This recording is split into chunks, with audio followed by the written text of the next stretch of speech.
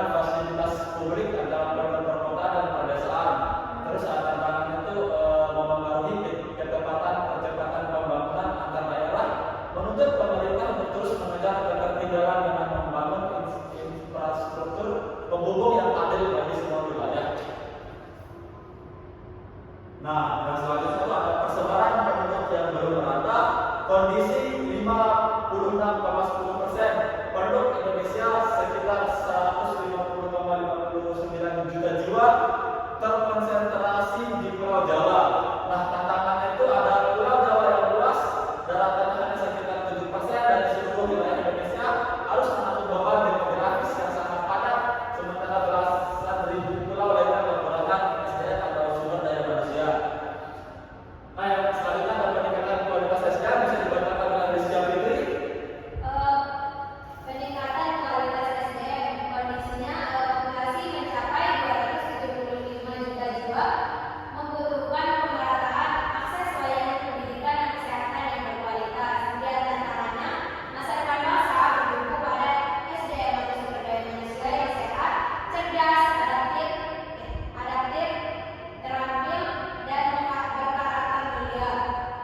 Kegagalan mengelola kualitas SDM akan menghambat akselerasi pertumbuhan ekonomi nasional.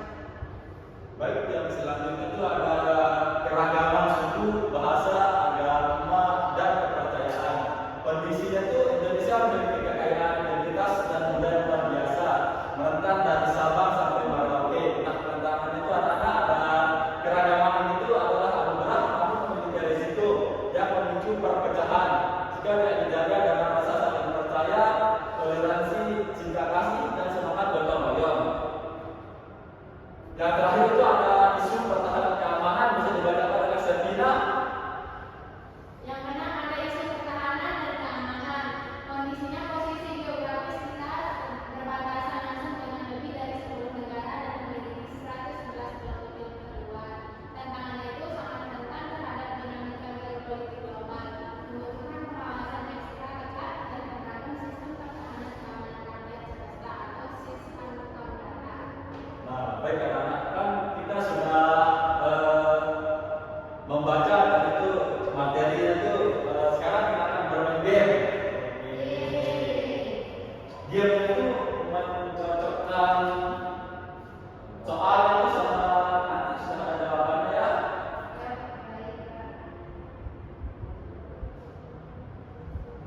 Mau sendiri-sendiri? Mau berkelompok. Mau berkelompok? Berkelompok. Dua-dua akan Ismail sendiri.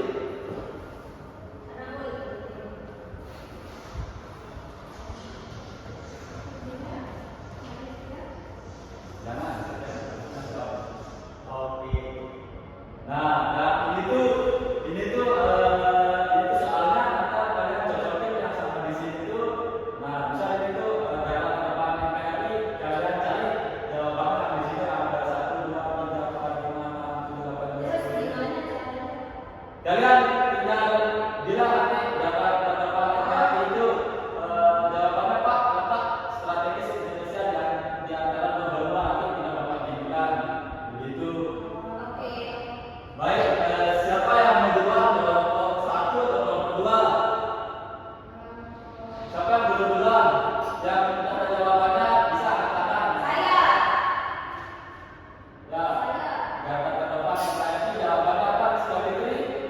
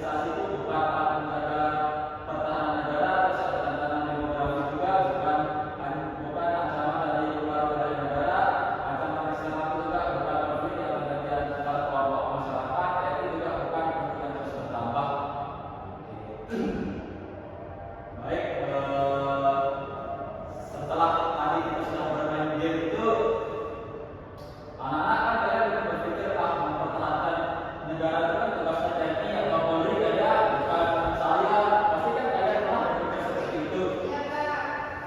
Salah, salah anak-anak kalian adalah BPNI dan NKRI. Mengapa?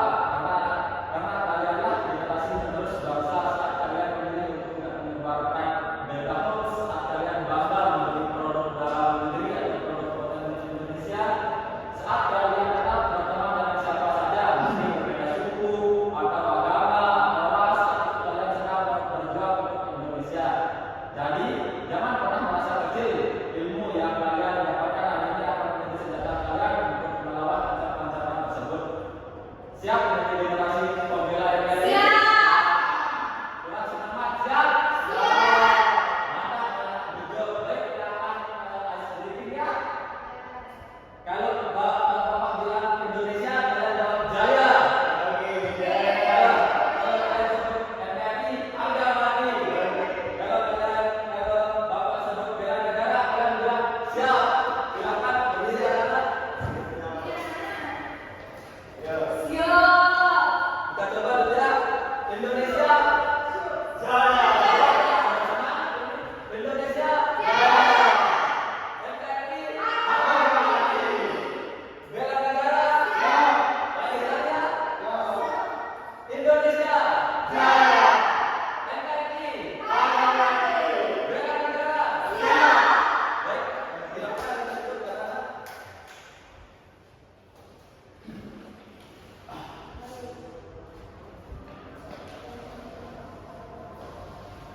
Baik, kita simpulkan ya pelajaran pada pagi hari ini itu apa saja tantangan dalam mempertahankan NKRI. Ada yang bisa menjelaskan? Yusfa, atau apa saja tantangan NKRI mempertahankan NKRI yang telah tadi dipelajari?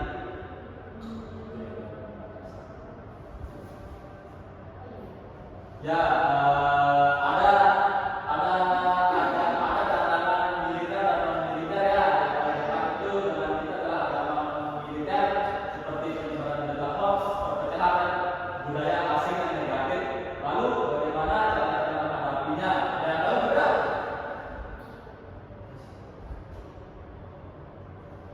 Ya.